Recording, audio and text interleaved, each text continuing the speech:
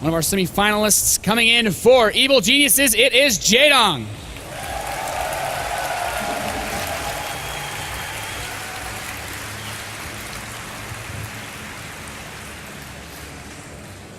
Looking fierce as ever as he gets ready for this match. And spawning in the top right position as the blue Terran player coming in for Team Liquid, it is Taeja.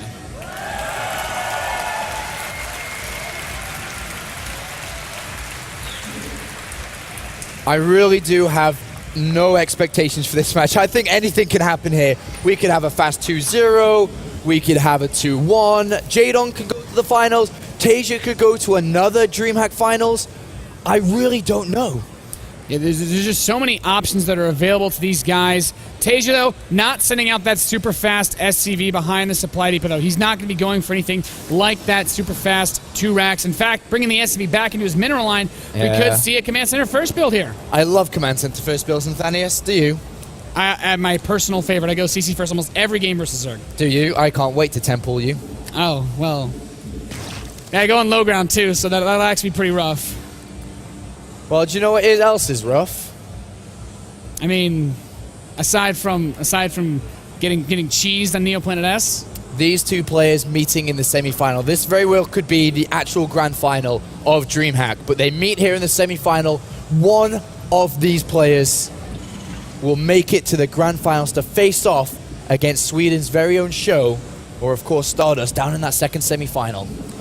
And that's kind of an interesting thing, since the other side of this semifinal is probably not what people expected to see. And these guys are going to have a lot of thinking to do, especially about their future opponents. They could have anticipated when this bracket was originally generated that they might end up playing each other. They could have been thinking about this matchup much longer ahead of time. But I doubt, honestly, that either of them are prepared to play against Show or Stardust after this match. And I'm just looking at what we see from Jaedong already. With the gas being thrown down, there's a high possibility that he may try something aggressive. Just look back how he played against Gumiho on Whirlwind. Right, we saw an incredibly early Baneling bust from him. He scouted his opponent, is going Command Center first. Is Jaedong going to do that? Remember, this is still a best of 3 for people that may not know that in this semi-final. Well, he has the gas, Apollo, so it's definitely going to be an option. He's going to be able to start that Zergling speed very shortly after this spawning pool completes. The 2 queens are on the way. The SCV for Taeja will come inside. He sees the speed is coming on that spawning pool. He should see that gas as well. And as far as what Taeja's response is going to be, there's not really too much extra you can do at this stage in the game. The real deciding factor is going to be what Jaedong wants to do with any more gas he chooses to mine. I have an honest question for you. What's up? When you look at this tournament and you look at the quarterfinals, who do you think played better? And because if you look at the quarterfinals, they each played their respective race in the last round, right? Do you think that Taeja played better versus Tilo, or Jaedong played better versus Lucifron? I feel like the standard macro caliber of the opponent is what we have to look at to decide that. And Lucifron, I would say, in a tournament like this, is scarier than TLO. Especially considering, Zerg players against Terran, they do have access to Hellbats, Widow Mines, a lot of very dangerous tools, a lot more explosive than some of the standard Zerg utility that came out of TLO. So I feel like Jaedong has already gone through a very powerful Terran opponent in Lucifron, and that should only propel him forward, but we do have a lot of Zerglings on the way, Apollo. I don't get why. There's no Baneling Nest. Yeah, there's no Baneling Nest. If that wall-off is completed, which it should actually happen, then these Zerglings won't do much. But if it isn't completed, then Jaedong just runs past the Marines and could almost win the game. There's the completion. So all he needs to do is pull SCVs to repair this. I don't understand this movement here by Jaedong. Yeah, this is going to be really difficult for him to make anything happen with. He sends him over to the right side, but where can he really jump in at this point? The Hellions are... Okay, I get it. So he's expecting Hellions to come. He's going to hide the supply depot if it stays down. Oh my gosh, if Jaedong gets in, the supply depot is down. Jaedong. Oh. He's coming in. The supply depot. It's down. He's inside. There's no wall off. Closing closing off the main base. He's going to break on in, taking out that Marine. As a couple Hellions come in, he's going to leave a few Zerglings to tag on those, splitting into between both mineral lines. He also scouts. There's no third command center. He knows exactly what's going on, and at the same time is going to be able to chew away at the economy of our Terran player. Perfect there by Jaedong. Excellent, excellent timing. This is the Jaedong that everyone's been waiting to see. These small little things. Behind this, double evolution chamber down. He's up to 40 drones. He's got a bunch of Zerglings to defend, if not counterattack when the Hellions move out again. His trademark so far this entire tournament, his counterattacks have been beautiful. And he also has that third base up. When your economy gets hurt like this as a Terran player, losing the mining time, losing about 8 or 9 SCVs in that situation as well, if these Hellions don't make something happen, this extra barracks play that he has, it's not going to be able to do terrible much damage. Yeah, and the thing is, you've nailed it. He scouted what his opponent is going to do. This is really big here. Seeing those extra barracks instead of a third command center, Jaedong knows that something may come. So what we should be seeing come down, if he wants to play this out smartly, is the Baneling Nest before the lair to make sure that if something comes, he can deal with it. And these Hellions are actually going to be able to pick off at least one of these Queens. Moving in is a lot of Zerglings. He is going to be able to get a little bit of a surround there. Trapped the Hellions at the third base. Jaedong is making another fantastic play here in this first game of this best of 3. Those Zerglings came from the right-hand side. Just everything so far is amazing what we're seeing here from Jaedong. The Baneling Nest is down. He's reacting to his opponent's build. He's got faster upgrades. He's cut their Hellions off. He's surrounded them all. That was a big investment. He's got great creep spread coming down. He's gained himself a 20 supply lead. This is the Dong.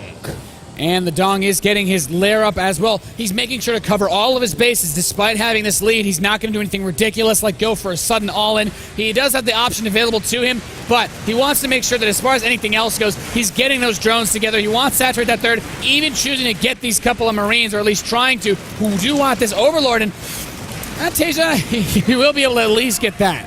And if you look at the third base of Taeja now, there's an Overlord moving into position to spread creep. He's also getting borrowed down, so if the third base isn't moved over, that Zergling can actually borrow. Both places, actually, both third locations. And as you said, Lair is finishing up. He can go to 2-2 soon. He'll throw down the Spire. Everything so far is just running so smoothly, just like clockwork here for Jaedong. Perfect, perfect play. He is going to get the Spire up as well. He's going to be able to start his 2-2 soon, but we do have a large number of Marines moving out for Taeja. No medevac support for them just yet. They have the stim, but if he does get caught off guard here before the medevac's going to arrive, he could just lose all of this for nothing. And he's going to. Here come the Zerglings. He's got some behind. The Marines, they're trapped. They're going to stim, but the Banelings are coming up behind this. He can't afford to stim anymore. The medevacs come. They say, get to the chopper. He does get in there, and he could have lost a lot more, but he does make something out of what could have been very easily nothing. And now Burrow is done. The creep spread is preventing the command center from landing. Jaedong's got a bunch of Zerglings. He's got the Spire on the way as well. Everything. If these Marines try to prevent that Overlord from coming in, well, hello. There's a bunch of Zerglings that come in to prevent this from happening. There goes the Burrow movement as well. I just cannot, wrap it around my head how well Jaedong's actually playing in this tournament. He is in tip-top form this game. He's already got burrowed Banelings, 2 sets. These Banelings will get caught off guard a little bit, but the Zerglings can scoot on top of those great focus fire on the Banelings. But Taeja, he doesn't know about the burrow just yet. If he moves in towards that third with SCVs that are rallied, with Marines to chase down perhaps another Overlord or a burrowed Zergling, then this is a very nice opportunity to do some serious damage to the burrowed Banelings. Oh, and look at that. He's got a trap set up here too. Oh, perfect. And as you can see, he's waiting. Oh my god. Here comes the trap. The Banelings can even get the Widow Mines as well, depending on where they burrow. They are. The Widow Mines do set up. Is he going to get the great Zergling hits? He does. He actually manages to take out a couple of those burrowed Banelings at the same time. The detonation, though, taking out a lot more Marines. But Jaedong won't be able to do terribly much more to actually stop this third base from being planted. And Taeja doesn't know that there's the Zergling borrowed underneath that either. So he's actually going to move away with his Marines. And he's been so delayed because of this. We have Mutalisk now entering the field. We have a bunch of units now for Jaedong coming out. Any second now we'll see a bunch more made. That's going to be very frustrating for Taeja as he builds a turret here to deal with it. He'll actually get that done eventually. I mean, great creep. Look at Jaedong's creep spread. Got a 4th base coming down already. 126 supplied at 99. This is a very frustrating situation to be in for Taeja. He has finally started that 2-2, but Jaedong, he's already 75% of the way there. He's got more Zerglings coming in to deny this base. Combat Shield is about to finish. Marines will be a little bit more sturdy, but like you said, the burrowed Zergling, I think it's actually still there on the minimap under that command center. Yeah, he's getting SCV to deal with it. The Marine's going to come help out so he can land his command center finally here. But Jaedong has hit a very comfortable drone point. We'll see nothing but aggressive units being made now. 22 Zerglings coming down. What we're going to see from the Big Daddy Dong is a bunch of Banelings being morphed in, Nathanias. He's going to come crashing into this third base. He's going to come and hit hard. He's got a counterattack set up already. Jaedong's going to start to get super aggressive super fast. And he does have those Mutalisks on the right side, like you said. A couple Widow Mines are here, but he's only going to pick off one Scouting Zergling. There's a second mine. He's trying to make sure he baits out all the attacks. A very quick wall set up by Taeja, but not complete. The Muta's pushing the natural as well. That missile turret is going to fall down. The Marines will chase this off, but Jaedong, he actually hasn't managed to get into that third base just yet. He still has a comfortable lead. Baneling speed a little bit late, and his hive, though, is going to start right now. In all honesty, he should borrow these Banelings, but it would force a scan. They're all going to die anyway, or at least one gets away there. 171 supply for Jaedong. He's got the hive on the way now. We'll be looking to get towards 3-3, towards Ultralist, but for the time being, he's got so many units, and he's found the Medivacs. He's bringing them down. Oh, the Zerglings enter as well. There's a couple of mines here, which will deal out quite a bit of damage. Needs to close the door, though.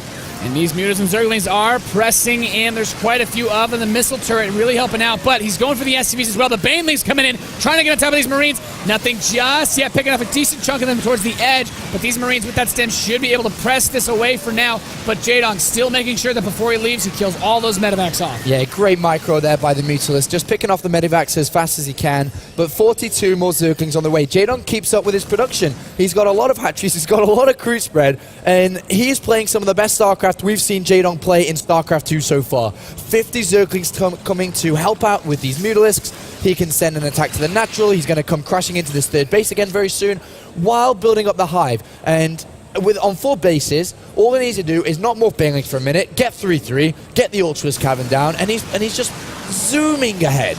And these Mutalisks getting more hits off on these Marines. They have to stem, and so few Medivacs makes it very difficult. The Zerglings are wrapped around the Marines, and I thought the Widow Mines are actually going to hurt the Marines more than they hurt the Lynx. And Taeja, GG's Jaedong.